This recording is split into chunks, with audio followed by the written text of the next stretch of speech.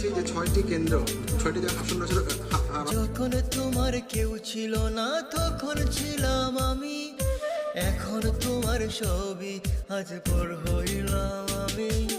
যখন তোমার কেউ ছিল না তখন ছিলাম আমি, এখন তোমার সবই আজ পর হইলাম আমি। আমার তুই বেঈমান বলে করলি অপমান, আসলে আমি বেঈমান নই, তুই বড় বেঈমান। ও বন্ধু